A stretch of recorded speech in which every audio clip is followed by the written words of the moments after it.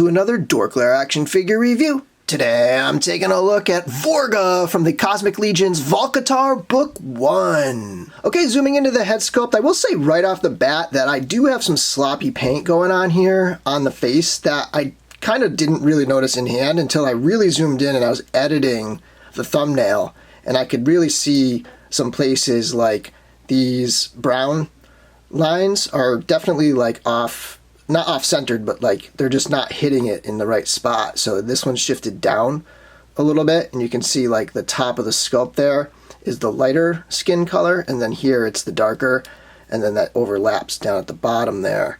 And then the same thing's going on up here at the top of the head. You're going to see some of that little off-centered. I like the design. I think the design is really cool, but they need to tighten that up. I don't know if mine's like a one-off or if there's like a variety of accuracies on these paint applications, but a little sloppy there. But like I said, like in hand, I didn't even really notice it that much, just without to the naked eye. It was more so once I started looking at the image that I took for the thumbnail. Kind of an interesting alien design here. You have hair growing from within the head. So like it's underneath the scalp. It's coming from underneath. That's kind of crazy and, I don't know, unsettling a little bit. Then you sort of have this elaborate bun ponytail thing tied up top there. So the design and everything about the design is really cool. I think it's fantastic, but a little sloppy in the face. And I love the gear she has on. This is very unique among all of these Cosmic Legions figures. I don't think anyone in the first wave has any of the same parts in this upper body. This collar is unique to Vorgga. This torso is unique to Vorgga. This torso is unique in that this is the first 1.0 compatible female figure. So you have these new female arms over here, sort of like muscular, but like not as big and muscular as the male arms.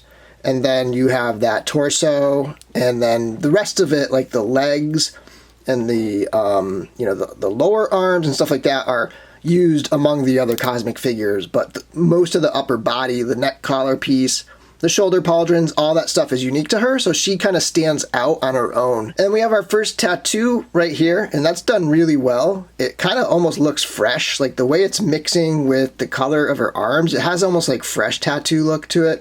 And I forget the name of this group that she's a part of, but that is an in-world organization that she's a member of. And then her belt, skirt, and loincloth are also unique to her at this point. I think maybe some of the other waves share some of her parts, like the collar and shoulder armor, but like for now, this is the only figure that has this specific belt and possibly this loincloth. I might be wrong there. And then we have the covering for the butt. And then we have black and gray upper legs, which I think are going to be fantastic for part swapping. And then the lower legs are blue. And then there's some weathering that kind of carries over from the like this slight like beige brown weathering, almost like she's been in battle or something like that, been blasted a few times, and that carries down into the boots. And then on top of those browns, there's some very, very subtle silver accents that, look like the metal's starting to show through on the worn gear here. So a lot of nice little details. I love all the leathers and straps and all the like individually painted pieces in the belt. The shoulder armor also has that same weathering where you have the browns and then you have the metallics coming through as well. And here's a zoomed out look of Vorgga, who stands at just about 6.5 inches to the top of the head, almost 7 full inches at the top of that bun. And here's Vorgga next to the two thigh guards. On the left is the deluxe, on the right is the standard. And then here she is next to the two other female figures of the wave, and you can see here that she is indeed a 1.0 larger, bulkier body than those 2.0 figures. Of course, the figure on the right is a kit bash that uses Zarya's arms and legs on the Tusk Engineer. And just a couple other figures from the wave. On the left, we have the Tusk Sentry. On the right, we have the Savexian Prison Guard. Here she is with a couple 1.0 Mythic Legions figures. On the left is my Harker Customs embellished Bardrick, and on the right is my Eric Miller embellished Tibius. Here's a couple 7-inch figures. On the left is Vicron from Mattel Creations Masterverse, and on the right is Tiberius from Animal Warriors of the Kingdom Spiro Toys. Here you can see how she scales next to some 6-inch retail figures. We have a couple Black Series figures right here. And then for no other reason than the fact that I love these NECA turtles, I thought I would show her next to the comic book versions that they just put out in a 4-pack. On the left is Raphael, on the right is Michelangelo. Okay, and for accessories, I wanted to show her posed up with this big sort of minigun, space minigun type situation here. And I'll get a close-up in a second, but what you have is this really cool backpack. I love that backpack. And then you have the ammo belt that kind of snakes around in this softer plastic and then plugs into the gun here, and then she can kind of hold it with 2 hands. And she does come with 2 sets of hands. So you have gripping hands that have both horizontal and vertical hinges that help with, you know, positioning the gun. And the paintwork on this thing is awesome, especially up in this area around here with these browns, and you've got like some weathering and some black washes going on. And then this tube here is painted like black as opposed to the gunmetal of the rest of the weapon. So really cool. This piece is removable, and you can mix and match with some of the other ones. Like Thygar has one that has like a jackhammer end on there. So there's some possibilities there, which means they could also be putting out some future ones with different pieces.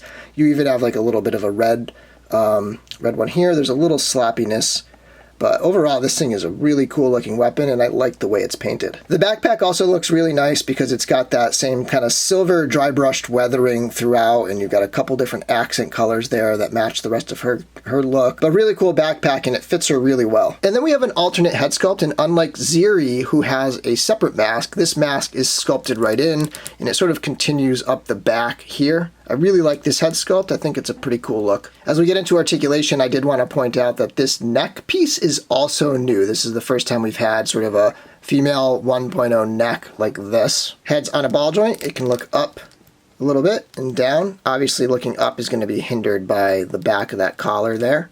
And it can go side to side, and it can spin all the way around. The hinge on the arms can come up just past level, and then you can swing them all the way around on that swivel. If you have the shoulder pauldrons on, you're not going to get that range.